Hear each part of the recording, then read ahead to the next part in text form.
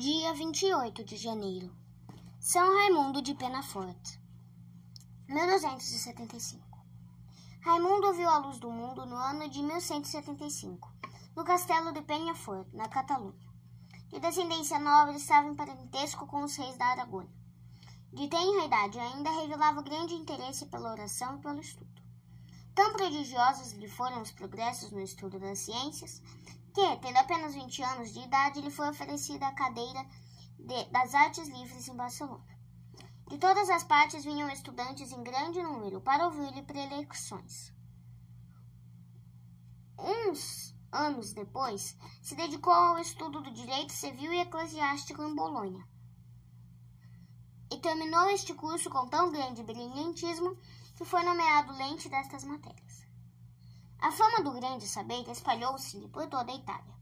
Berengário, bispo de Barcelona, convidou-o a voltar à sua diocese. Possuindo toda a confiança do prelado, foi por ele nomeado vigário-geral. Com 45 anos de idade, entrou na Ordem de São Domingos. Distinguiu-se nela tanto pela beleza de virtudes como pela ciência. Chamado a Roma pelo Papa Gregório IX, foi confessor do mesmo por muitos anos. Vendo que no palácio papal os pobres não eram tratados e servidos com muita atenção, impôs ao ilustre penitente interessar-se pessoalmente por esta parte do rebanho. Por ordem do Papa, Raimundo editou uma obra importantíssima do direito eclesiástico, conhecida sob o nome de Decretais de Gregório IX. Para recompensá-lo de tantos trabalhos e merecimentos, Gregório IX nomeou-o arcebispo de Tarragona, distinção esta de que se julgou tão indigno que pediu exoneração do cargo. Uma doença gravíssima levou-o quase à beira do túmulo. Com licença dos superiores, voltou para sua terra. Raimundo escreveu a regra da nova ordem de Nossa Senhora da Mercê e Redenção dos Cativos, cujo primeiro geral foi São Pedro Nolasco. Morto o geral da Ordem de São Domingos, Frei Jordão, os religiosos deram os votos a Raimundo para ser o novo superior. 2 anos ocupou este cargo, quando pediu a exoneração, para poder dedicar-se mais à obra de sua santificação. Avisou ao rei o perigo de que havia da parte dos albigenses e conseguiu a expulsão dos mesmos.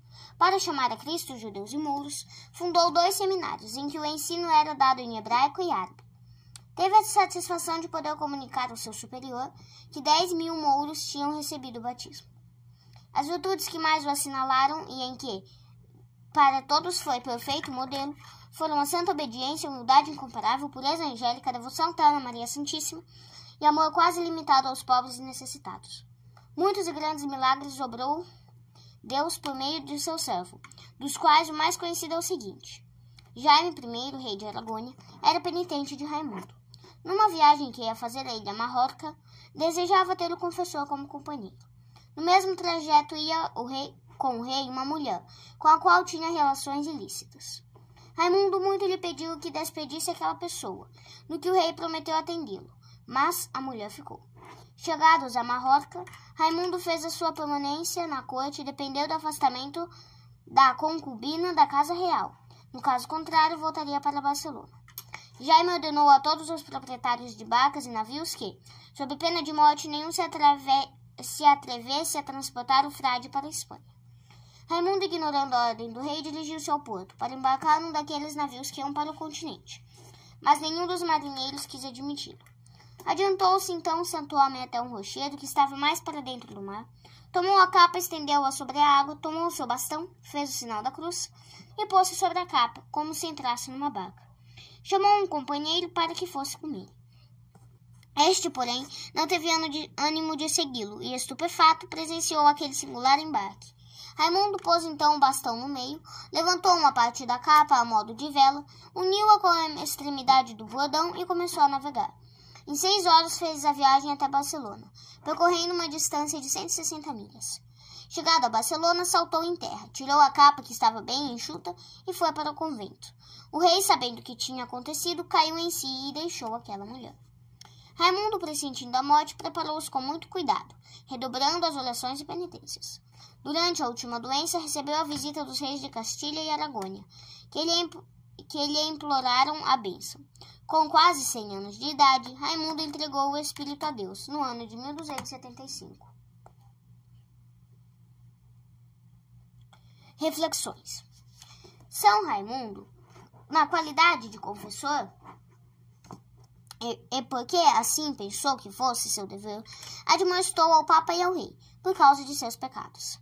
Dever do confessor é, em certas condições, admoestar os penitentes, sob pena de como eles se perder.